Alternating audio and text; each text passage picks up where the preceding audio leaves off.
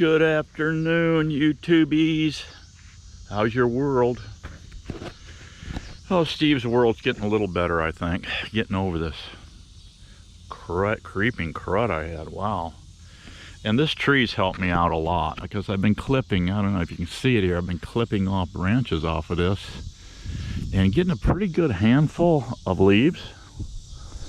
I don't get into the woody parts of the tree like that, but this really green shoots here coming out, yeah, cut them and throw them in a pot of water. Let them steep, bring it up to almost a boil. Then I take it off, set it aside, and let it steep. 10-15 minutes, I come back. So you can harvest a lot of medicine from this tree. And this thing really saved me, I think, on that, because, man, I was starting to get those lungers and really clogging up. And I went out here and I started clipping this tree and taking this in. I was drinking a couple, 3-4 cups of this tea, moringa tea. I have this in capsules too, and I could feel it. I could feel this tree helping me when I drink this stuff. So, and I'll put honey in with it too, a little bit of honey. I don't go too nuts with the honey though, but you can flavor it up. You can add a little cinnamon, powdered cinnamon to it, mix it up. Yeah. So anyway, that little tree of life, they call it, was really helping me out. Now I'm planning more. I'm gonna have a jungle right here along this fence line here. You won't even see this fence in a couple of years. It'll be completely grown in. Here's another medical tree right here. Mimosa. Look at here. Look at this baby. Yeah, I planted this year.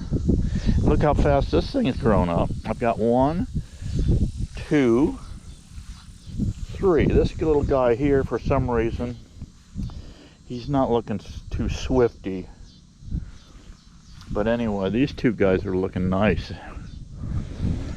And I'll put some fertilizer around them too and help them out. Orchid tree.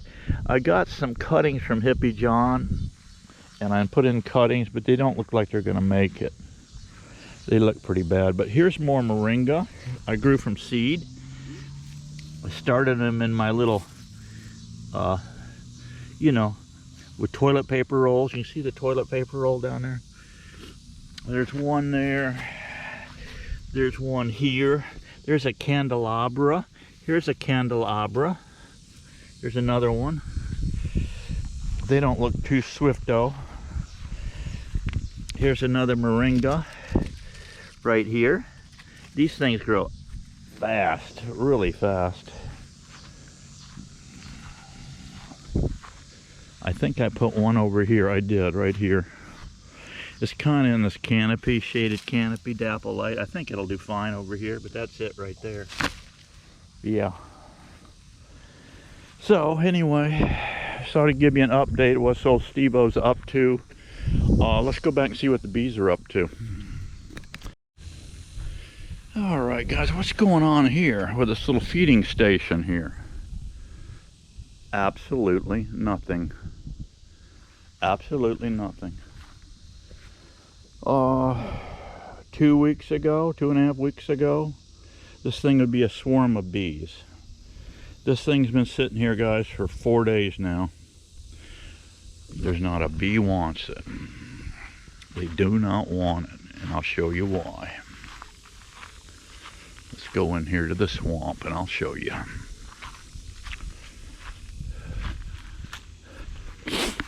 Brazilian pepper, guys. Brazilian pepper is starting to bloom, and I've been around this whole section here. Within 2 miles of this Steve-O's base camp, I have got tons of this Brazilian pepper. See these little, they'll turn white. These little buds here fixing to pop. They're not a big bloom, but these trees can get massive. I mean, absolutely massive, and just take over everything. See, it's trying to head to the sunlight, which is back over to this way, right? So look at this whole tree is just going this way and reaching out for the sun. And yeah, so this bloom will run almost a month. You get about a month out of this bloom. It is really productive. I'm not kidding you. It is unbelievable. I've gotten lazy here. I haven't cut out my tree yet, blocking the deer trail. But yeah, this thing is, and the bees, I don't know, these bees over here were just going whack-a-mole. They're not hitting, they're not hitting any bait. This little colony here, I don't know, it was trying to make another queen. See, here's some pepper here, and it's blooming out right here.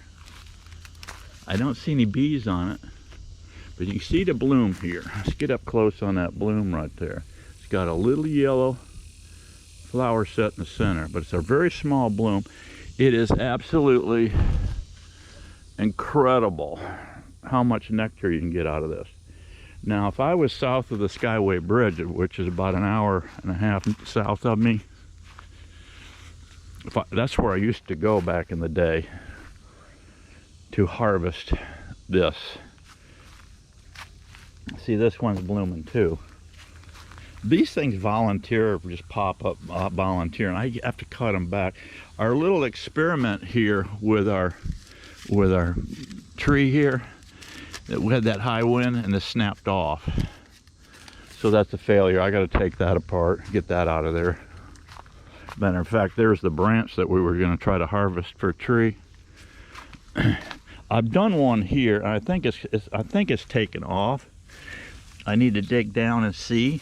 But this thing, it was laying on the ground, this limb, and I dumped a whole bag of potting soil right there. So I bet if I dig down, so here it is right here. This is the limb right here. It's going down into the ground here. And I dumped a bag of dirt on it, and that thing is going to sprout. Let's see, we got more pineapple coming too. Look at there. Not many. This is the second round of pineapple. And they don't usually do as pretty as the first round. And I don't get as many. So anyway, yeah, I just thought I'd give you a quick run around the base camp here. See, here's another pepper. It's coming up. It's gonna go nuts crazy. And what's going on in here?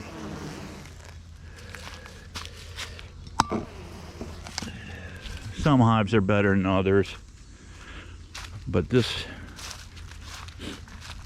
yeah, these bees are working like crazy. Look at these guys. Look at it. And they do get a little aggressive on this pepper. They're bringing in lots of pollen, and I guarantee you that's pepper pollen. It's a dark yellow. All these colonies are busy, busy, busy. I haven't seen any action on our experiment with the honeycomb.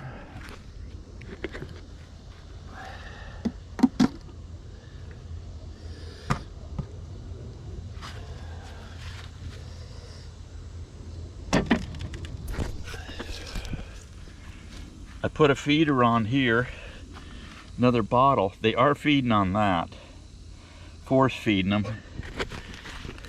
There are some bees crawling up in that jar though, and they're crawling up in there. I'm quite positive that at the bottom of this thing, these here are filling up. And they're thinking about it, guys. They're coming up in these jars and thinking about it. Look at that one. Let's take this top off here carefully. Oh yeah, yeah. These bees are getting a game plan, guys. I can tell you right now, this box here, if it's not 50-50 brood and honey, but I got a hunch it's slap full of honey and they pushed her down. And what I'll do is keep a feeder jar on here, keep them stimulated. But look at them, they're coming up in here and they're thinking about setting up shop. So that'll be cool. We'll see how that goes. I've got about a full, I better get out in front of this guy here because they're coming in. Yeah, I've got about a full month here of live action.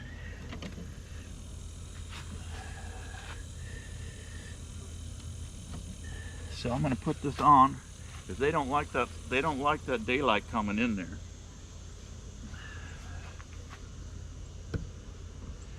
So let's not disturb them. Let's put that roof back on.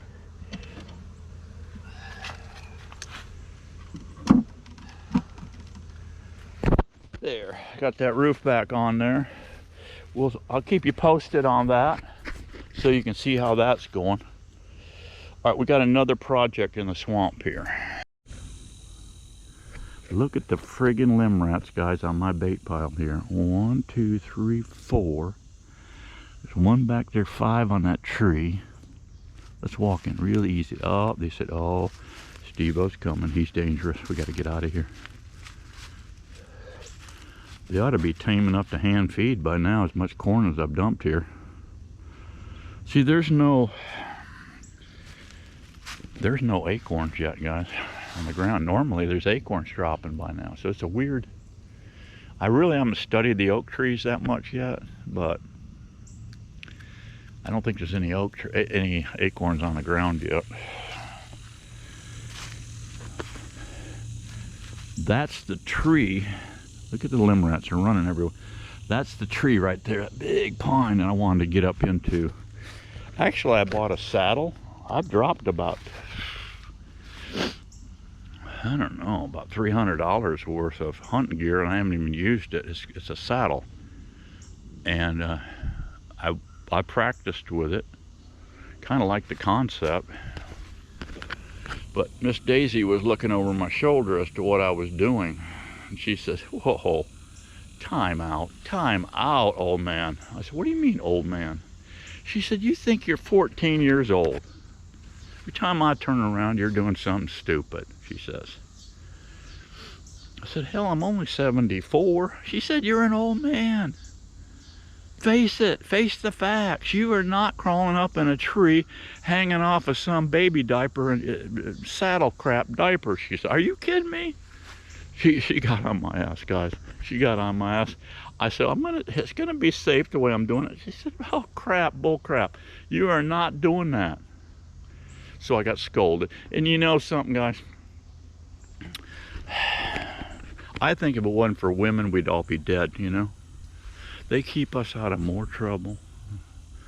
These women are smarter than we are, okay? Just face the facts, guys. They are smarter. And when your woman tells you, "No, you ain't doing that," just put it in your hair-covered computer and do not delete it, because she will be staying on your ass till you get it, okay? All right. So here I am, went down to Tractor Supply, pick up a sack of 50-pound bag of whole corn. All they had was cracked corn, and I've dumped this 2 days ago. Look at it, it's just about gone. My trophy rock is just getting close to gone. I'm gonna pull this camera. I know who's coming in here. I've got 3 bucks coming in here. One beautiful, he's been coming in for a month and a half. He ain't going nowhere. I've got, unless he wants to run out and breed some girls, but I got him, I got a 7-point, and I got a 6-point. I haven't seen spikes. I had a lot of spikes last year. There was about $7 hitting this bait pile right here. But I got the big boy. He's a big symmetrical 8. He's a wall hanger, I'm telling you. He's a wall hanger. But she says, "You are not climbing up in that flipping tree." I'm telling you right now. What I'm going to do with this camera, I'm going to pull it because I know what I've got here. And I'm going to take it up on my front hole up in the fence line up there where the coyotes come through and the bobcats. I'm going to put this camera up there, and monitor that scenario. And I'm going to do a little pre-baiting up there too with some cat food. But you see this little spot right here, guys?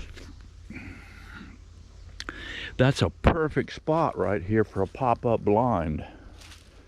A pop-up blind, but I'm thinking I might want to move. I'm thinking, let's see.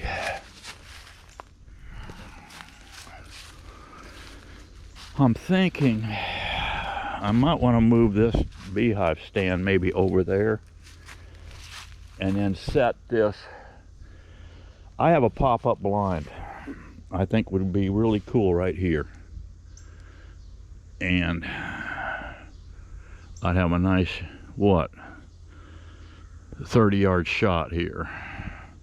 Now I could go with a bow or wait to gun season, which I may do, because I don't want to crawl into a hot blind. Wait till in November when it's nice and cool, and I get my big. I got a single barrel. I got a single barrel 12 gauge I've had forever.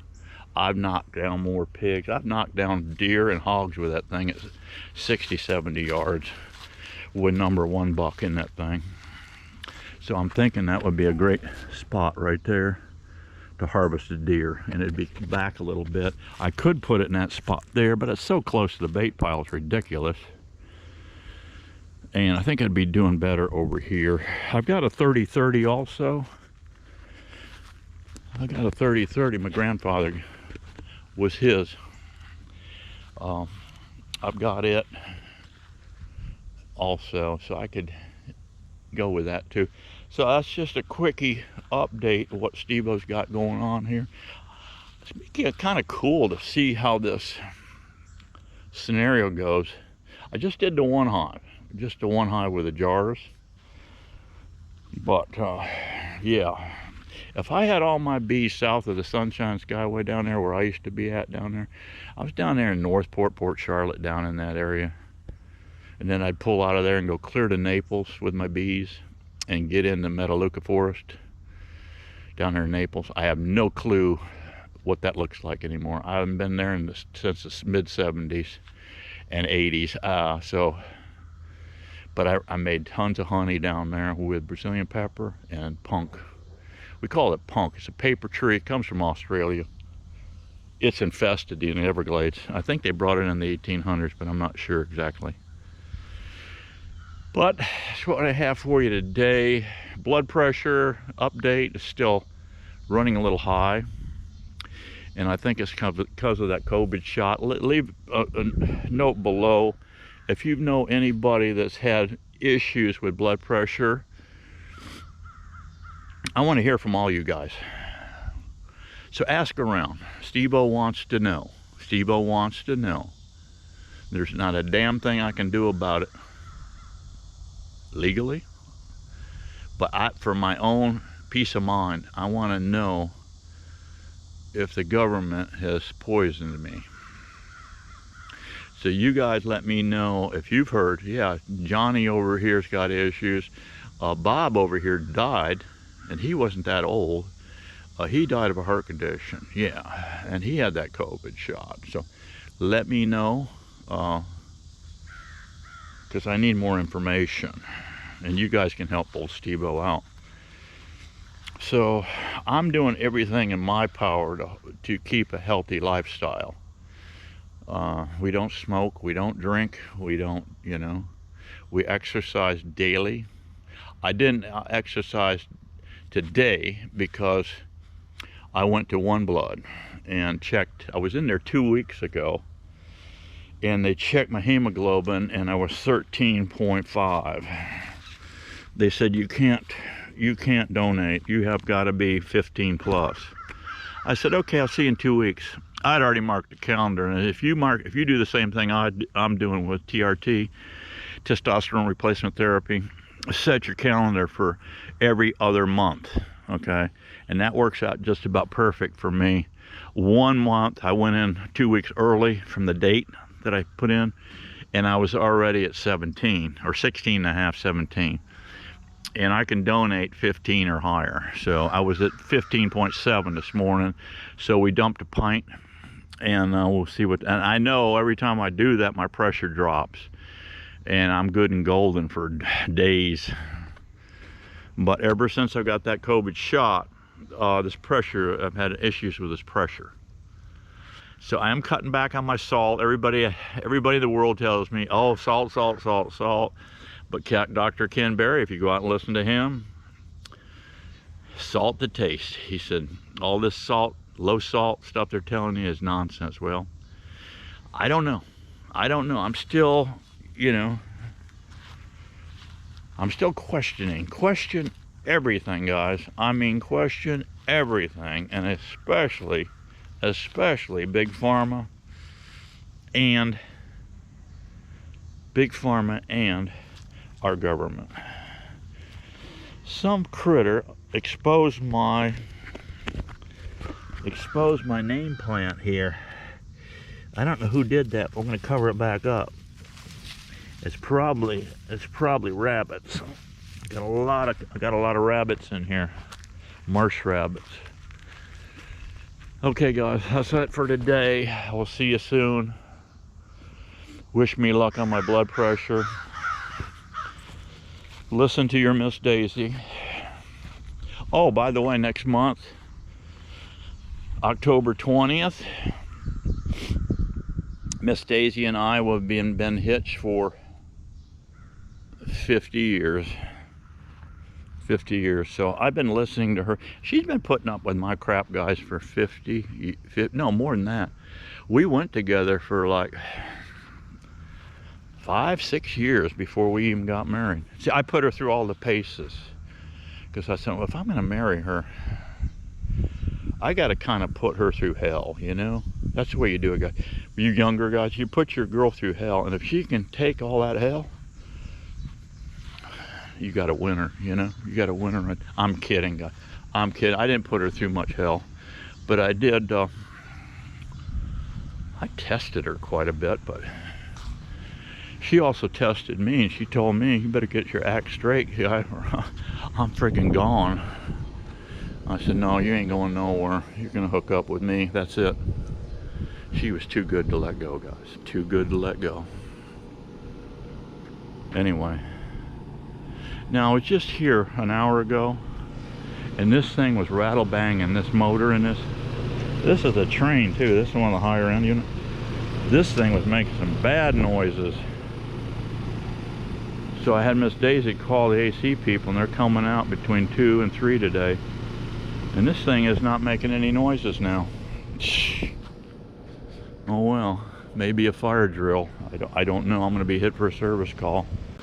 It's better have them check it though. See you on the next one, guys. God bless you.